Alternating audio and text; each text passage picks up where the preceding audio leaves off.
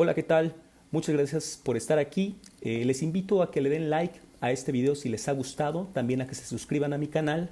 También me pueden encontrar en X como se volve y finalmente les invito a que busquen mis artículos escritos, que son versiones más extensas de las videos columnas con información para que la puedan consultar y cotejar.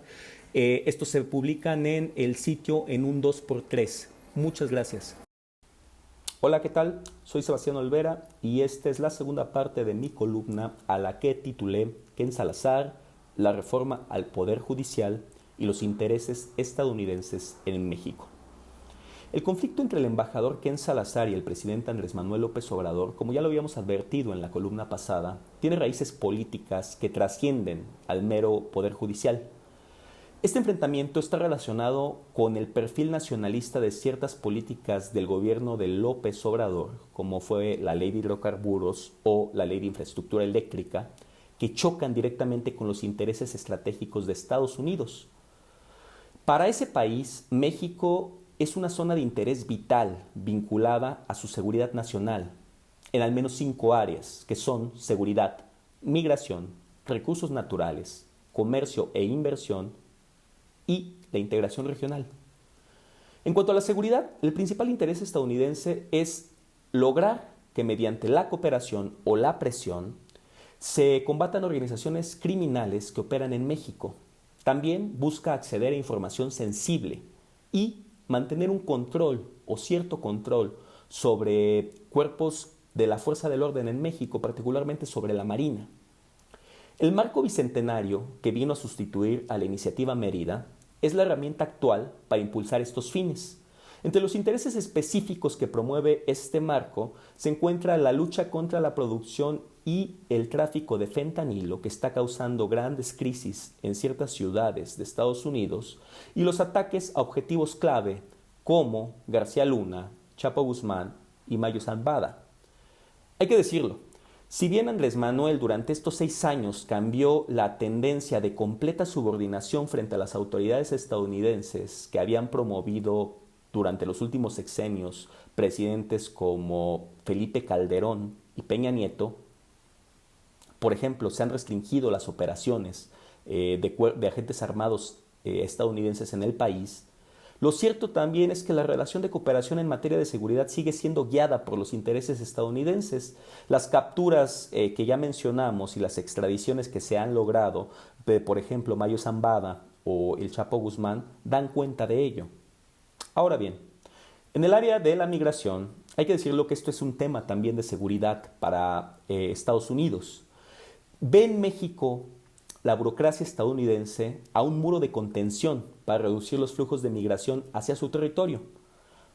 ¿En qué medida ha sido funcional el gobierno mexicano a este interés? Nos lo demuestra que en 2023 se usaron legislaciones en México, burocracias de diferentes sectores del gobierno, así como fuerzas del orden como el Ejército y la Guardia Nacional, para detener a casi 800,000 migrantes que cruzaban el país hacia Estados Unidos. Ahora bien, en cuanto a los recursos naturales, México es visto como una reserva estratégica debido a su cercanía geográfica y a la riqueza que presenta el país en recursos que son vitales como el agua, los hidrocarburos y los minerales críticos. Según la FAO, México se encuentra entre uno de los principales países con reservas hídricas renovables más grandes del mundo, y recuérdese que el agua es un bien vital, cada vez más escaso hoy en día. Además, nuestro país es un productor global de energía, está en el número 19 de la lista global de productores, por encima de países con poderosísimas industrias energéticas como lo son Francia o Gran Bretaña. Por si fuera poco, en el territorio se producen y existen bancos de minerales críticos como el cobre, el estaño y el zinc, todos ellos esenciales para las industrias aeroespacial, electrónica y bélica estadounidenses. En consecuencia, una prioridad del gobierno y las empresas de Estados Unidos es asegurar las condiciones, y cuando hablo de condiciones me refiero a acuerdos, leyes, infraestructura, presencia de empresas mediante la inversión, por ejemplo, para que estos recursos se integren a sus cadenas globales de suministros y asegurarlos. En lo concerniente al comercio y la inversión, las relaciones de alta interdependencia entre ambos países. México se ha convertido en el primer socio comercial de Estados Unidos. En 2023, nada más, Nuestro país exportó bienes y servicios por un valor total de 475.000 millones de dólares, siendo los autos y las autopartes los bienes más mercados. Además, del total de la inversión extranjera directa recibida, casi el 40% proviene de ese país y la mitad de esta se concentra en los sectores mexicanos manufactureros, automotriz y eléctrico. Es decir, buena parte de la relación comercial que tienen ambos países sustenta la poderosa industria automotriz estadounidense. Por todo lo anterior, el gobierno de Estados Unidos busca profundizar la integración regional con México, aprovechando las ventajas comparativas en términos salariales y fiscales que nuestro país le ofrece a su gobierno y a sus empresas. El mecanismo para hacerlo es el TECMEC. Sin embargo, este acuerdo asigna a México un papel subordinado y dependiente en áreas específicas. El capítulo sobre inversiones, por ejemplo, incluye un mecanismo para que las empresas estadounidenses puedan disputar con el gobierno mexicano con términos bastante ambiguos, que han costado a nuestro país cerca de 341 millones de dólares en indemnizaciones para empresas extranjeras. La razón real de la disputa en torno al poder judicial entre el embajador Ken Salazar y el Ejecutivo, como vemos, tiene que ver con todos estos factores.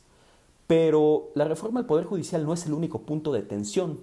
El gobierno estadounidense concibe como un riesgo potencial toda iniciativa que plantea, independientemente de su eficacia y los errores que puedan tener de diseño, que el Estado mexicano ostente un mayor control soberano sobre los recursos naturales y estratégicos que hay en el país.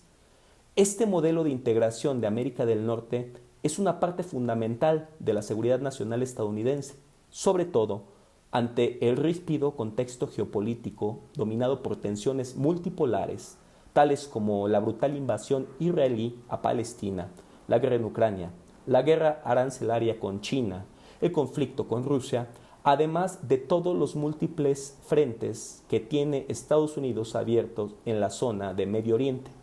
Ante este panorama de cuasiguerra total, el Estado más poderoso del mundo busca reforzar el control sobre sus zonas de influencia y disminuir todo riesgo. En México, que es un espacio de importancia vital para los Estados Unidos, esto se traduce en concebir como una amenaza potencial todas las políticas y las leyes que, como las medidas de corte nacionalista promovidas por López Obrador, dificultan o se oponen al complejo entramado de intereses estadounidenses. En esta tensión, donde colisionan los intereses soberanos de México con las expectativas de control hemisférico de Estados Unidos y que tienen como telón de fondo el caótico escenario geopolítico mundial, está la quinta esencia del conflicto entre el embajador Ken Salazar y la administración de López Obrador. Esperemos que las autoridades mexicanas, sobre todo las vinculadas a la defensa y a la política exterior, tomen notas de ello.